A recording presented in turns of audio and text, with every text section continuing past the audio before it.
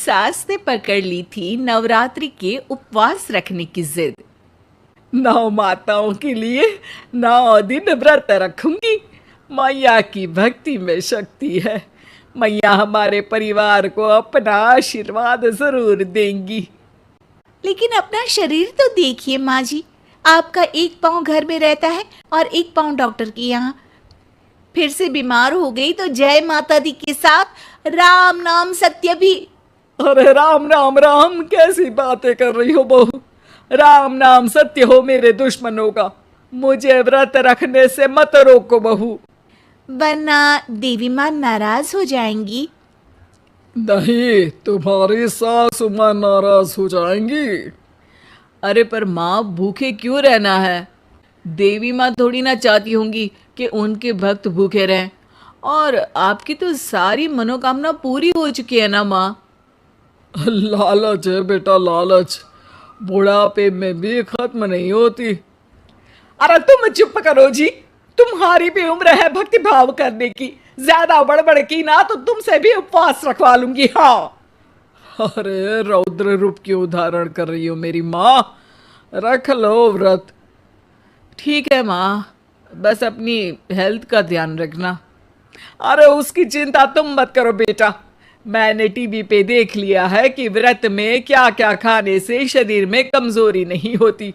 अच्छा ही है, वरना ऐसा ना हो कि 9 दिन के बाद तुम मैया के द्वार की जगह सीधा हरिद्वार। अरे तुम मुझे हरिद्वार क्यों भेजना चाहते हो? क्योंकि अब तुम्हें मायके तो भेजने से रहा। बाबूजी, क्यों माँ को परेशान करते रहते हो? अच्छा माँ, ये बता दो कि आपको व्रत में खाने के लिए क्या क्या चाहिए होगा। सास के सामने सब हार जाते हैं। माँ के कहे सामान को बेटा लेकर आता है। नवरात्रि का पहला दिन है। नाश्ता कर लो, स्वस्थ रहो, मस्त रहो।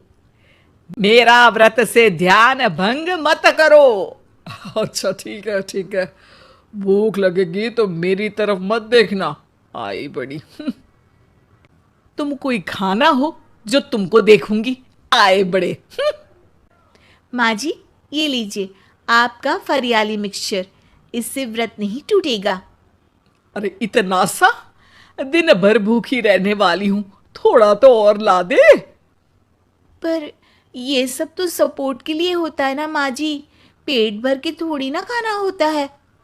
करवा चौथ का व्रत नहीं रख रही हूं जो कुछ ना खाऊं पीऊं।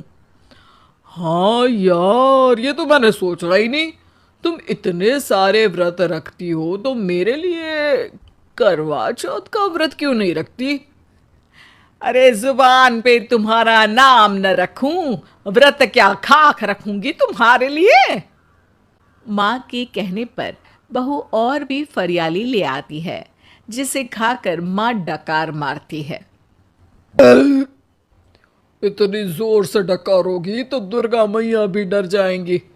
तुमने तो उनके शेर से भी तेज आवाज निकाल दी। अरे शेर के जैसा पंजाबी मारती हूं मैं, देखना चाहोगे? तुम्हें पता है ना, व्रत रखते समय हिंसा वाली बातों से, विचारों से और बुरी चीजों से दूर रहना चाहिए। सही कहा। बुरी चीजों से दूर रहना चाहिए। इसीलिए तो तुमसे दूर जा रही हूं, दूसरे कमरे में। सास ने कई सारी ऐसी चीजें खाई जिनसे व्रत ना टूटे। बहू, सब्र का फल मीठा होता है। इसका मतलब ये थोड़ी है कि तू मुझे शाम तक फल नहीं खाने देगी। माँ जी, 1 घंटे पहले ही तो आपने इतना सारा। अरे एक खाता ही बना ले, उसमें लिखा करे कि मैंने कितना खाया, कितना पानी पिया। अरे नहीं नहीं माँ जी, मैं अभी फल लेकर आती हूँ। जोर से बोलो। नहीं माँ जी, मैं फल लेकर आती हूँ। अरे ये नहीं, जोर से बोलो, जय माता दी। सासू माँ एक साथ बहुत सारे फल खा लेती है। माँ जी, इतनी जोर से मैं डर गई। अरे भक्ति की शक्ति की पुकार है। पुकार नहीं, डकार है। हाँ हाँ, ठीक है ठीक है। चिप्स और लेकर आना जरा, उससे भी व्रत नहीं टूटता। माँ जी, आज ही सब खत्म हो जाएगा, नाश्ते का ही टाइम है। अरे ठीक है ना बेटा, मैं अब कुछ खाऊंगी ही नहीं, तुझे इतनी तकलीफ है तो। नहीं नहीं माँ जी, मेरा मतलब था कि उपवास में सिर्फ इतना खाना चाहिए जितना शरीर के लिए सही रहे। स्वाद के लिए खाने से तो अच्छा है कि उपवास ही मत रखो। माता जी की कृपा तो वैसे भी बनी ही रहती है। अरे वाह बहू वाह, एक ढोलक और हारमोनियम भी लेकर आना और प्रवचन करने लग जा। श्री श्री 108 बहु ईश्वरी माता। माँ जी, मैं आपके लिए चिप्स लेकर आती हूँ। बहू की सही सलाह को भी सास नजरअंदाज कर देती है। थोड़ी देर में बहू सास को चिप्स लाकर दे देती है। आलू की चिप्स, आहा मजा आ गया। आलू किसी भी सब्जी में चला जाता है। आलू पनीर, आलू पालक, आलू टमाटर, आलू भिंडी और तो और पराठे में भी चला जाता है। वैसे ही इंसान को भी हर स्थिति में आलू जैसा होना चाहिए। थोड़ी देर में वहाँ ससुर जी आते हैं। क्या चिप्स खा रही हो? अरे नहीं जी, दिख तो चिप्स ही रही है। अरे तो पूछ क्यों रहे हो? अरे गुस्सा क्यों हो रही हो? उपवास में गुस्सा नहीं करना चाहिए। और ऐसा तो है नहीं कि सिर्फ तुम उपवास करती हो, हमने भी तो किया होगा कभी। नहीं जी नहीं, तुम तो कर ही नहीं सकते। तुम उपवास में भी भेजा खाओगे और भेजा खाने से उपवास टूट जाता है। अच्छा थोड़ी सी चिप्स मुझे दे दो, मन ललचा रहा है। नहीं, उपवास के लिए है। तुम अपना खाना खा लेना जो भी बने। पूरा दिन सास कुछ ना कुछ खाती रहती है। जैसे ही रात होती है, अब बस उपवास हो गया, अब मैं खाना खाऊंगी। जो दिन भर से खा रही थी उसको क्या बोलते हैं? बाबूजी, क्यों माँ को परेशान करते रहते हो? अरे लड़के, तेरी माँ दिन भर से इतना खा चुकी है कि देश में भूखमरी की समस्या इसी की वजह से बढ़ रही है। और खाने की दिक्कत नहीं है, कितना भी खाए लेकिन सेहत इधर उधर होती रहती है। कुछ ऊपर नीचे हो गया तो तेरी माँ खाने के बाद हाथ धोएगी और तू अपनी माँ से हाथ धो बैठेगा। अरे इत्तू सा तो खाया था, उपवास भी ना तोड़ू क्या? ठीक है, नहीं खा रही बस। अरे बहू तुम ही बताओ, ये इत्तू सा मतलब कितना खाया है इसने?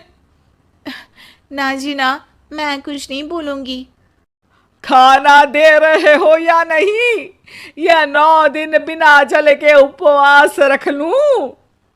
देने के लिए धमकी अच्छी है, सुनने में भी डरावनी लग रही है, पर जैसे तुम्हारी जुबान में स्वाद का खून लगा है ना, तुम भूखी नहीं रह पाओगी।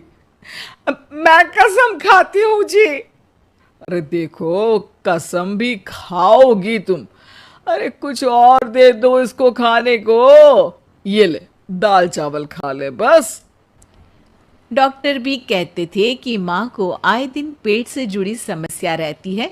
बस इसी के लिए घर वाले पहले उन्हें उपवास नहीं करने दे रहे थे, लेकिन जब उपवास करने दिया तो माँ ने इतना फरियाली खाया कि घर वालों की चिंता बढ़ा दी।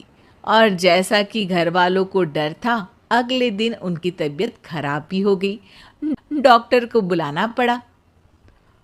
अरे जितनी बार आप बीमार होते हो उस हिसाब से तो मुझे एक क्लिनिक आपके घर में ही खोल लेना चाहिए।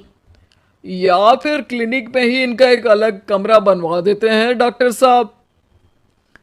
बाबूजी, पिताजी, मेरे जनक, क्यों हमेशा मजाक करते रहते हो? डॉक्टर साहब, माँ का पेट खराब है। क्या खाया था? जो मिला जो दिखा सब कुछ। अरे बस भी करो जी। बस तो तुमको करना था खाते वक्त। देखिए, खाना अच्छी बात है और उपवास भी आदमी को रखते रहना चाहिए, लेकिन तब जब शरीर लायक हो। पहले दिन ही बीमार हो गई तो 8 दिन कैसे होगा। आप व्रत मत रखो और खाने पीने पे ध्यान दो। मैं गोलियां दे रहा हूँ। आप भी कुछ खाने को ही दे रहे हो? हाँ, इससे जल्दी ठीक हो जाएंगी, समझ गई हैं आप। अब तो ठीक ही होना है ना मुझे। जोर से बोलो। जय माता दी। जय माता दी। जय माता दी।